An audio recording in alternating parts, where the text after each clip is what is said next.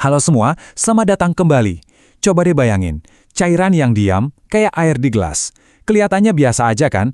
Tapi, jangan salah, di balik ketenangannya itu, ada kekuatan super dahsyat yang jujur aja ngebentuk dunia kita.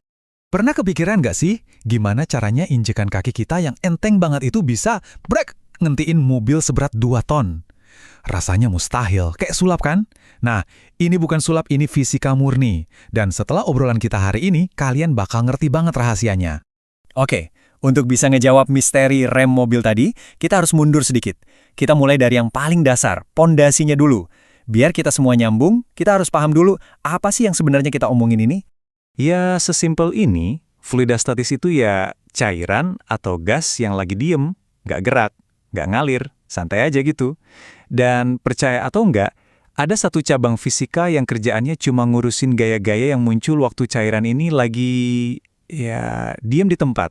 Nah, disinilah bagian serunya dimulai. Walaupun fluida itu kelihatannya lagi mager atau diam, dia itu nggak pasif sama sekali loh. Dia tuh terus-terusan ngedorong ke segala arah. Dan dorongan inilah yang kita kenal dengan nama tekanan. Dan ini dia mantranya, rumus yang ngatur semua tekanan di dalam fluida. Kelihatannya serem ya, ada simbol-simbol aneh gitu, tapi tenang aja, ini gampang banget kok. Intinya, rumus ini cuma ngehubungin 3 hal. Seberapa padat cairannya, seberapa dalam posisinya, sama, ya, gravitasi. Yuk kita kupas satu-satu. Oke, lihat tabel ini. P itu tekanan, Rho itu kepadatan fluida, gampangnya seberapa berisi cairannya. G itu gravitasi, dan H itu kedalaman.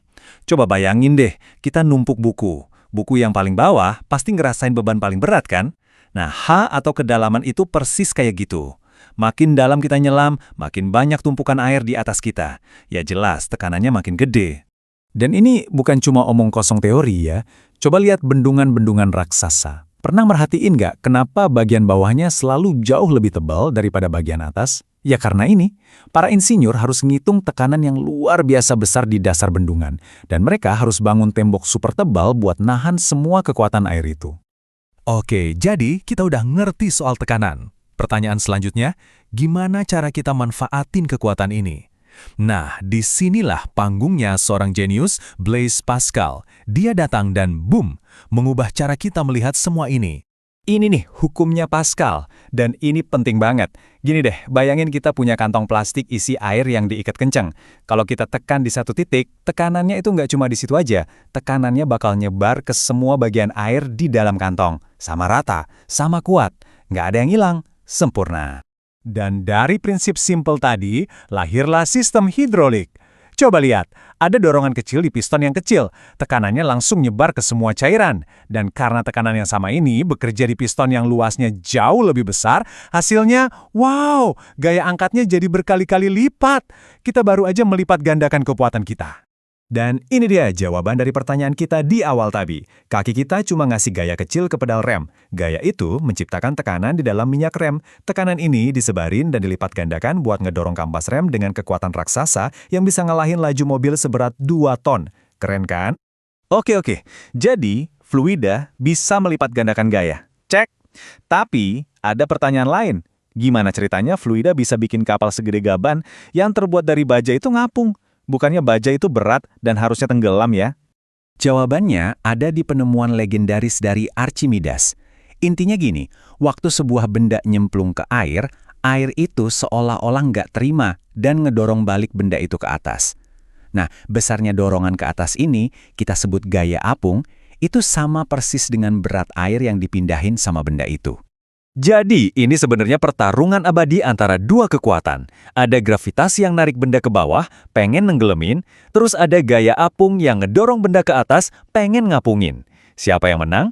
Ya, itu yang nentuin nasib si benda. Ngapung, melayang di tengah, atau tenggelam. Nah, ini dia rahasia kapal baja. Betul, materialnya baja yang berat. Tapi bagian dalamnya kan kopong, isinya udara. Bentuk lambungnya yang super besar itu mindahin air dalam jumlah yang masif banget. Akibatnya, gaya apung yang dihasilkan juga jadi raksasa, lebih besar dari berat total kapal itu sendiri. Makanya dia ngapung. Kalau mau lihat jagoannya prinsip Archimedes, ya kapal selam. Mereka ini benar-benar bisa ngontrol takdirnya sendiri. Mau nyelam? Gampang. Tinggal isi tangsi pemberat pakai air, biar jadi lebih berat. Mau naik ke permukaan, tinggal pompa airnya keluar, jadi lebih ringan, dan biarin deh gaya apung yang kerja. Jadi, poin utamanya apa? Poinnya adalah, semua ini bukan cuma rumus-rumus pusing di buku fisika, ini semua nyata dan bekerja di sekeliling kita setiap saat. Seringkali, kita bahkan nggak sadar.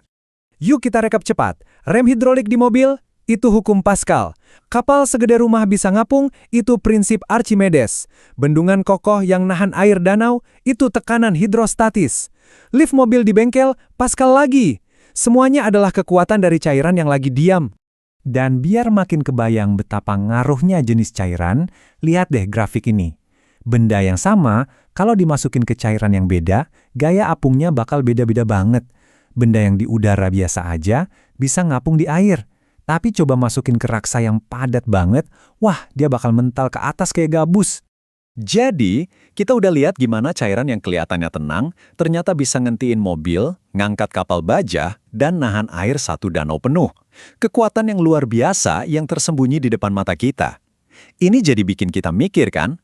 Kalau pas lagi diam aja kekuatannya udah sedahsyat ini, gimana jadinya kalau fluida itu mulai bergerak? Nah, itu cerita untuk lain hari.